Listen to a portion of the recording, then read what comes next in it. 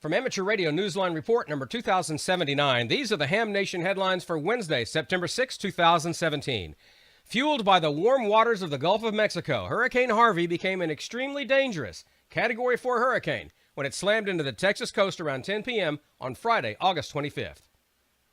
Rockport, which was pretty much ground zero for the hurricane, have absolutely no power, no communications, lots of structure damage. Mike Urich, KA5CVH, works with Harris County Aries. From a ham radio standpoint, there's not a whole lot of hams in that general area.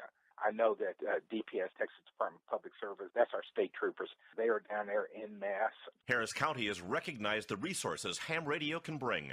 Harris County, Texas, is probably one of the better equipped counties in the country. We have a county Homeland Security Office of Emergency Management that is very supportive of the amateur radio community. We have a absolutely awesome radio station in our Emergency Operations Center, completely funded by the county and supported by them. The area hams are ready to offer assistance. When stuff fails, hey, call the hams. They can do it. For Amateur Radio Newsline, I'm Kent Peterson, KC0DGY. Recovery will take months, if not years. So how did radio amateurs do during the big solar eclipse last month? We have a report courtesy of Amateur News Weekly.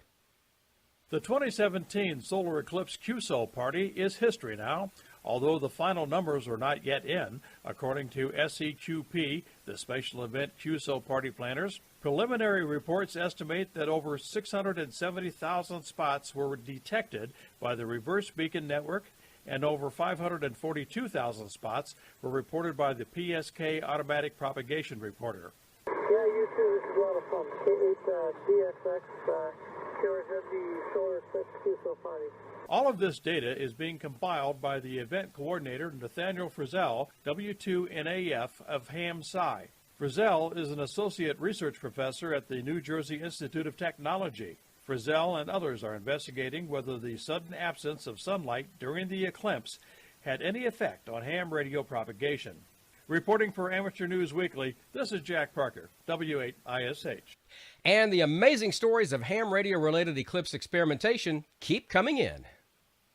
You may remember Winston Young, KI7CSK, proud father of daughters Rebecca and Kimberly. The girls' successful weather balloon launch project landed them at the White House in 2015 for the National Science Fair. Well, the Seattle siblings were at it again during the recent solar eclipse. Eclipse Day found them in Wyoming to once again launch their balloon, this time into the eclipse shadow. They had hoped to gather camera images from the stratosphere just as the moon's passage over the sun created that celebrated moment of total darkness. They were also conducting a solar panel experiment. The mission, however, was only partially successful. The girls told GeekWire that the onboard cameras had shut down, due partially to the cold temperatures encountered at such high altitudes. Their onboard solar panel experiment also hit an obstacle. They had hoped to determine how an eclipse would affect power generation, but that study was killed by a loose wire. The balloon did reach an altitude of 96,371 feet, and eventually the payload landed 30 miles away in Nebraska, parachuting safely to its mission's conclusion.